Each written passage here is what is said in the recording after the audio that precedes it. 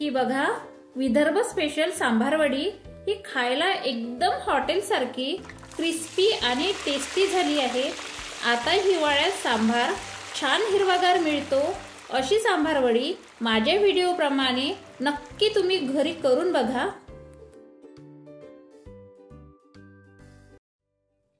नमस्कार, ज्योती हेल्दियर मध्ये तुम्हा सगळ्यांचे मनापासून खूप खूप स्वागत आहे।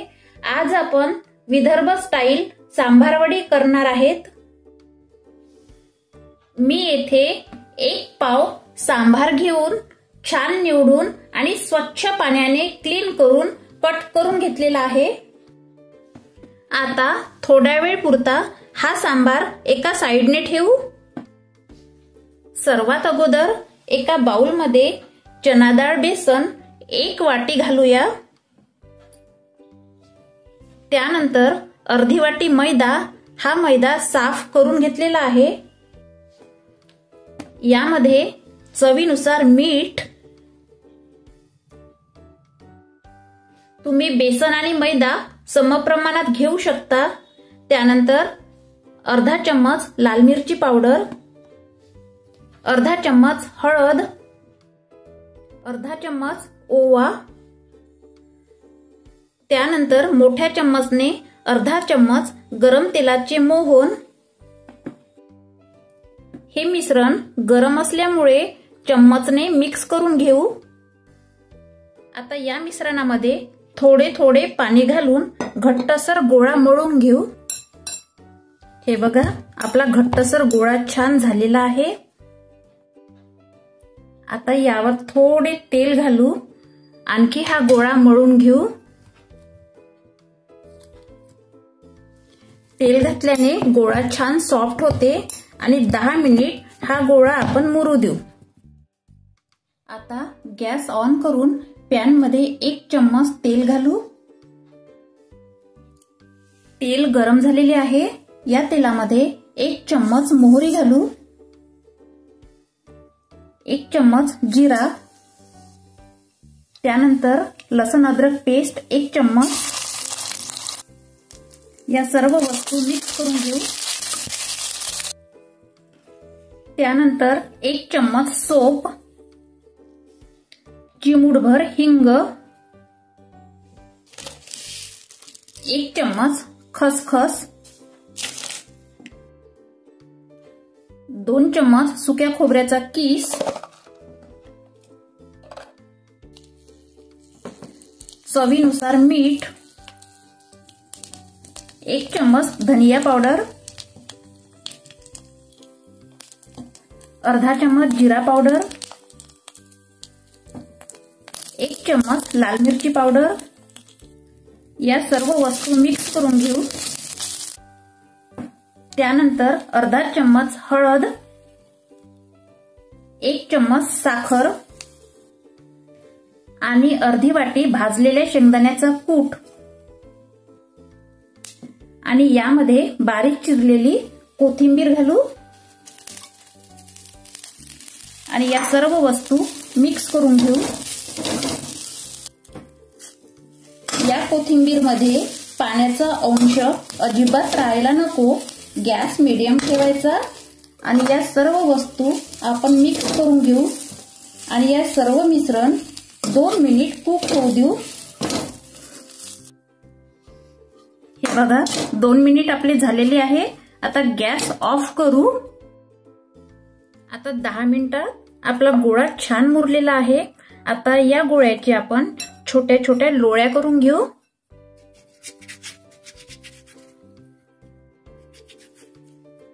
अशा लोळ्या करून घेऊ। हे बघा आपल्या छान लोळ्या झालेल्या आहे। आता ह्या लोळ्या थोड्या वेळ पुरत्या साइडने ठेवू। आता एक लोळी घेऊ आणि पोळपाटावर याची पारी लाटून घेऊ। ही पारी जास्त पातळही नको आणि जाड पण नको। पारी मीडियम मध्ये लाटायची। पारी लाटते वेळेस पीठ अजिबात लावायचे नाही, कारण वडी तळते वेळेस पीठ तेलामध्ये पसरते। गोळ्यावर आपण तेल घातले होते, त्यामुळे गोळा छान मुरलेला होता. त्यामुळे पोळपाटावर पारी अजिबातच चिकटणार नाही. आणि तुम्हाला जर वाटत असेल तर पारीत तेल लावून लाटून घेऊ शकता. हे बघा, आपली पारी छान लाटून झालेली आहेत. या पारीवर पाणी मसाला अजिबात लावायचे नाही. कोणी कोणी मसाला पाणी लावत असतात, कारण पाण्याने वडी नरम पडते आणि क्रिस्पी अजिबात राहत नाही. आता या पारीवर डायरेक्ट कोथिंबीर मसाला घालू. आता या गोल पारीला भोवताल आपण पाणी लावून घेऊ. आता या पारीचा एक भाग मसाल्यावर ठेवू आणि दुसरा पण भाग मसाल्यावर ठेवू आणि पारीचा तिसरा भाग सुद्धा या मसाल्यावर ठेवा. आणि आता रोल करून घेऊ.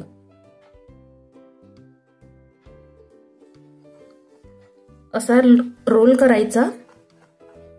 हे बघा, आपली ही झाली सांबार वडी. अशाच बाकीच्या सांबार वड्या आपण करून घेऊ. दुसरी पण पारी आपण अशाच पद्धतीची करून घेऊ. यावर सुद्धा मसाला घालू. या पारीला सुद्धा भोवताल पाणी लावून घेऊ. या पारीची एक साइड या मसाल्यावर ठेवू, दुसरी पण साइड या मसाल्यावर ठेवू. मसाल्यावर ठेवलेली साइड हाताने प्रेस करून घेऊ. आता या पारीचा रोल करून घेऊ.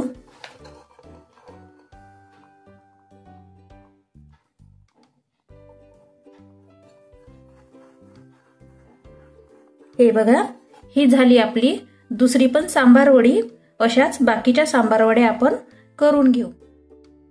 हे बघा, दोन्ही सांबार वडीचा रोल आपला पॅक झालेला आहे. म्हणजे आपली तेलामध्ये यामधला मसाला सांडणार नाही. हे बघा, आपल्या सांबार वड्या पूर्ण करून तयार झालेल्या आहेत. इकडे मी तेल गरम करायला ठेवले आहे. आता या सांबार वड्या आपण तेलात घालून तळून घेऊ.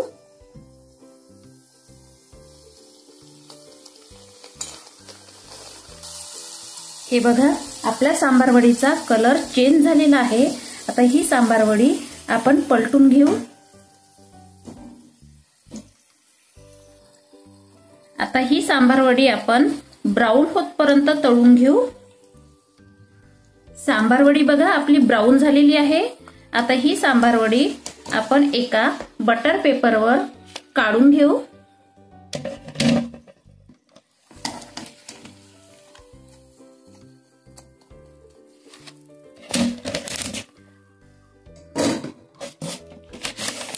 अशाच बाकीच्या सांबार वड्या आपण तळून घेऊ.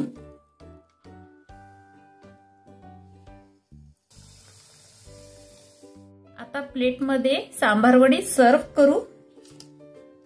आता सांबार वडी सोबत खाण्यासाठी दही ठेवू आणि टोमॅटो सॉस ठेवू आणि त्यासोबत खाण्यासाठी तळलेली हिरवी मिरची.